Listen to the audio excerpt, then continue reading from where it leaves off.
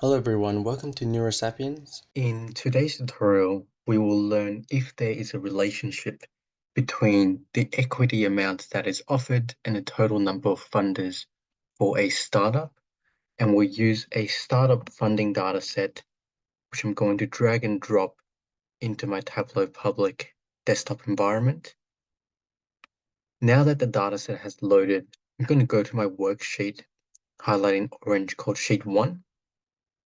And to answer this question, we'll use two fields. One is equity offered, the other is funders. So the two fields here from measures and one field from dimension for ID. I'm going to first drag and drop equity offered to columns, and I'm going to drag ID to rows.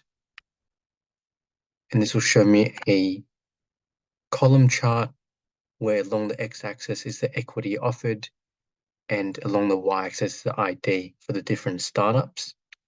And then I'm going to drag the number of funders to columns, and this will show me a side-by-side bar graph. And we can see for this startup here, the equity offered was 20%.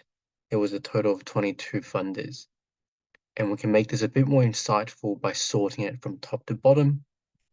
So we can see here, this startup had 45% of equity offered, and there were 101 funders. Now we can make this even more interesting and see the trends and patterns a lot clearer instead of a side-by-side bar graph where we have to scroll through a lot of startups. We can do that by using a different visualization. So I'm going to first create a new sheet, and then I'm going to drag equity offered to columns and funders to rows. Right now it's just 1 point because all the values for the two columns are aggregated together. So we can see the total equity offered here is just the sum of all the equity values in the data set, and same with funders. We can separate this out by startup by dragging the ID field and dropping it on the graph. Now we can see each point is a startup company. Along the x-axis is the equity that was offered. Along the y-axis is how many people funded that startup round. And so there you have it.